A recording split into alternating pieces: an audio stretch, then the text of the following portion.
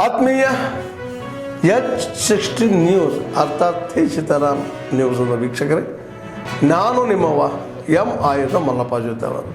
ತಾವು ಈಗ ಸುದ್ದಿಗಳ ಲೋಕಕ್ಕೆ ಎಂಟ್ರಿ ಹೊಡಿತಾ ಇದ್ದೀರಿ.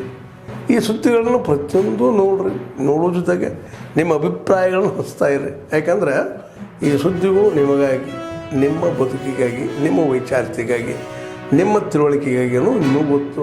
ಜೊತೆಗೆ ನಮಗೂ ನಿಮ್ಮೊಂದಿಗೆ ಇದೊಂದು ಮಾತಾಡುವಂಥ ಜೊತೆಗೆ ಸುದ್ದಿಗಳನ್ನು ಬಿಡುವಂಥ ಕೆಲಸ. ಈ ಕೆಲಸದಲ್ಲಿ ನಾವು ನಿಮ್ಮೊಂದಿಗಿದ್ದೀವಿ ಅಂತ ಹೇಳ್ತಾ ನೋಡ್ತಾ ಇರಿ ಈ ಸುದ್ದಿಗಳನ್ನು. 1 ವರ್ಷ ಆಯ್ತು, 1.5 ವರ್ಷ ಆಯ್ತು ಅಪ್ರೂವಲ್. ಇವತ್ತಿನವರೆಗೆ ಟೆಂಡರ್ ಕರೆದಿಲ್ಲ, ಇವತ್ತಿನವರೆಗೆ ಲ್ಯಾಂಡ್ ಅಕ್ವಿಸಿಷನ್ ಕಂಪ್ಲೀಟ್ ಮಾಡಿಲ್ಲ, ಇವತ್ತಿನವರೆಗೆ ಸಿವಿಲ್ ವರ್ಕ್ ಶುರು ಮಾಡಿಲ್ಲ. ಈ ಯೆಲ್ಲೋ ಲೈನ್ ಮೆಟ್ರೋ 4 ವರ್ಷ ಡಿಲೇ ಆಗಿರೋದ್ರಿಂದ ಪರ್ ಕಿಲೋಮೀಟರ್ 400 ಕೋಟಿ ರೂಪಾಯಿ ಜಾಸ್ತಿ ಆಗಿದೆ ಕಾಸ್ಟ್. ಇದು ಯಾರ ಹಣ? ಇದು ಅರ್ಜೆಂಟ್ ಇಲ್ಲ ಸರ್ ಇವರಿಗೆ. ಈ yellow line metro per kilometre 400 crores ಜಾಸ್ತಿ ಆಯಿತು. ಅದೇ ತರ ಇವಾಗ ನಮ್ಮ ಫೇಸ್ 3 ಮೆಟ್ರೋ ಅಪ್ರೂವಲ್ ಆಗಿ 1 ವರ್ಷ ಆದ್ರೂ ನೀವು ಕೆಲಸನೇ ಶುರು ಮಾಡಿಲ್ಲ ಅಂತಂದ್ರೆ ಲ್ಯಾಂಡ್ ಅಕ್ವಿಸಿಷನ್ ಕಾಸ್ಟ್ ಎಷ್ಟು ಜಾಸ್ತಿ ಆಯ್ತು? ಸಿಮೆಂಟ್, ಇಟ್ಟಿಗೆ, ಇನ್ನೊಂದ್ರದ್ದು, ಸ್ಟೀಲ್, ಇದ್ರದ್ದು ಬೆಲೆ ಎಷ್ಟು ಜಾಸ್ತಿ ಆಗುತ್ತೆ? ಪ್ರಧಾನ ಮಂತ್ರಿಗಳು 10ನೇ ತಾರೀಕು ಆ ಒಂದು ಪ್ರಾಜೆಕ್ಟಿಗೂ ಕೂಡ ಶಂಕುಸ್ಥಾಪನೆ ಮಾಡೋರಿದ್ದಾರೆ. ಯಾಕೆಂದ್ರೆ ನಮಗೆ ಅರ್ಜೆಂಟ್ ಇದೆ. ಬೆಂಗಳೂರು ಆದಷ್ಟು ಬೇಗ ಟ್ರಾಫಿಕ್ ಮುಕ್ತ ಆಗಬೇಕು. ಇಲ್ಲಿರುವಂತ ಕೋಟ್ಯಾಂತರ ಜನಕ್ಕೆ, ಟ್ರಾಫಿಕ್ ನಲ್ಲಿ ಬಳತಾ ಇರುವಂತ ಜನಕ್ಕೆ, ಮಧ್ಯಮ ವರ್ಗದ ಜನಕ್ಕೆ ಅವ್ರಿಗೆ ಸಹಾಯ ಆಗಬೇಕು. ಆಫೀಸಿಗೆ ಹೋಗಕ್ಕೆ 2 ಗಂಟೆ ಇವತ್ತು ಬೆಂಗಳೂರಲ್ಲಿ ಟೈಮ್ ಆಗ್ತಿದೆ ಜನಕ್ಕೆ. ಇದನ್ನ ಬಗೆಹರಿಸಬೇಕು ಅನ್ನುವಂಥ ಅರ್ಜೆಂಟು ತುರ್ತು ನಮಗೆ. ಅದಕ್ಕೆ ನಾವೀ ಒಂದು ಪ್ರಯತ್ನ ಮಾಡ್ತಾ ಇದ್ದೀವಿ. ಮಾನ್ಯ ಪ್ರಧಾನಮಂತ್ರಿಗಳು ಈ 10ನೇ ತಾರೀಕು ಬರ್ತಾ ಇರೋದು ನಮ್ಮೆಲ್ಲರಿಗೂ ಬಹಳ ಸಂತೋಷ ತಂದಿದೆ.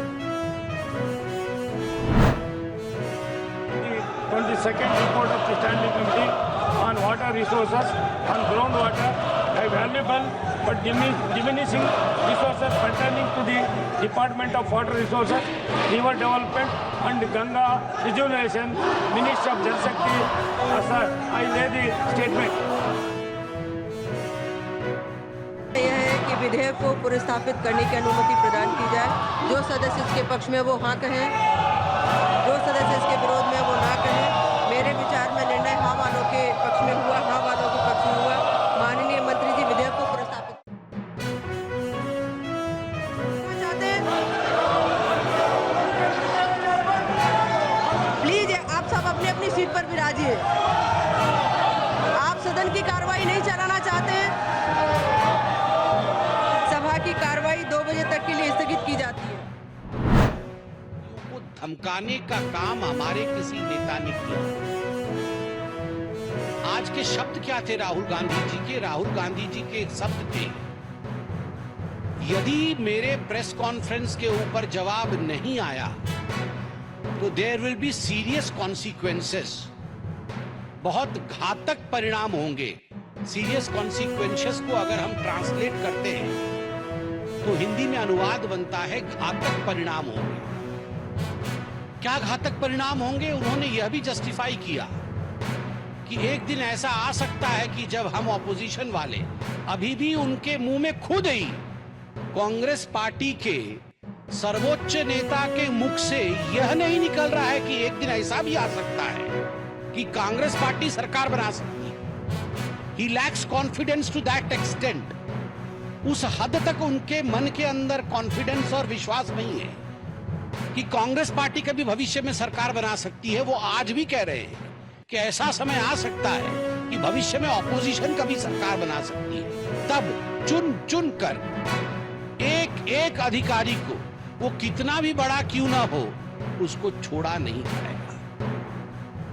ये किसकी भाषा है? ಅದೇ ಸಮಯದಲ್ಲಿ ಅಪೀಲ್ ಹಾಕೋಳು ಕೂಡ ಅವಕಾಶ ಮಾಡಿಕೊಟ್ಟಿದ್ದು. ಅಪೀಲ್ ಹಾಕೋಬೋದಾಗಿತ್ತು. ಅವರು ಅದರಲ್ಲಿ ಮತ್ತೆ ಏನಾದರೂ ತೊಂದರೆಗಳಾಗಿದ್ದರೆ ಅದನ್ನು ಸರಿಪಡಿಸ್ಕೊಳ್ಳೋದಕ್ಕೆ ಎಲ್ಲವನ್ನು ಕೂಡ ನಾವು ಅವಕಾಶ ಮಾಡಿಕೊಟ್ಟು, ಅದರಲ್ಲಿ ಗ್ರೂಪ್ ಎಯಲ್ಲಿ ಅದರಲ್ಲಿ 21 ವೃಂದಗಳಿದೆ. ಅದರಲ್ಲಿ 854 ಅಧಿಕಾರಿಗಳು ವರ್ಗಾವಣೆ ಆಗಿದ್ದಾರೆ. ಗ್ರೂಪ್ ಬಿ ಯಲ್ಲಿ 15 ವೃಂದಗಳಲ್ಲಿ 96 ಜನ, ಗ್ರೂಪ್ ಸಿ 27 ವೃಂದಗಳಲ್ಲಿ 4046 ಸಿಬ್ಬಂದಿಗಳು ಅವರಿಗೆ ಇವತ್ತು ನಿಯೋಜನೆ ಆಗಿದ್ದಾರೆ. ಮತ್ತು ಗ್ರೂಪ್ ಡಿಯಲ್ಲಿ ಸುಮಾರು 680 ಜನ ವರ್ಗಾವಣೆಗೊಂಡಿದ್ದಾರೆ.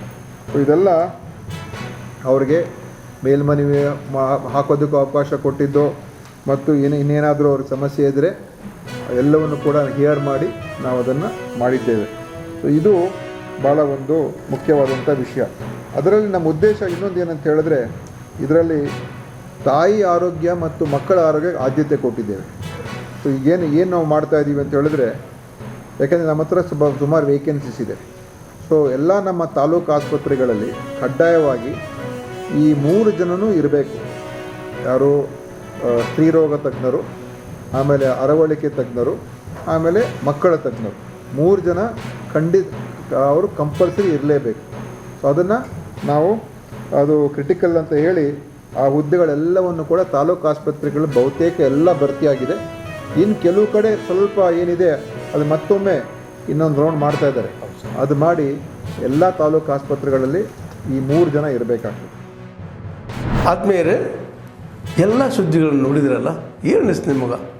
ಇದರಲ್ಲೇ ನಿಮ್ಗೆ ಲೈಕ್ ಆಗಿರ್ಬೋದು, ಡಿಸ್ಲೈಕು ಆಗಿರ್ಬೋದು, ಕಾಮೆಂಟ್ ಬೇಡಪ್ಪ ಅಂತೂ ಅನಿಸಿರ್ಬೋದು, ಕಾಮೆಂಟ್ ಮಾಡಬೇಕಪ್ಪ ಅನಿಸಿರ್ಬೋದು, ಶೇರ್ ಮಾಡಬಾರ್ದಪ್ಪ ಅನಿಸಿರ್ಬೋದು, ಅಂತ ಮಾಡಬೇಕು ಅನಿಸಿರ್ಬೋದು.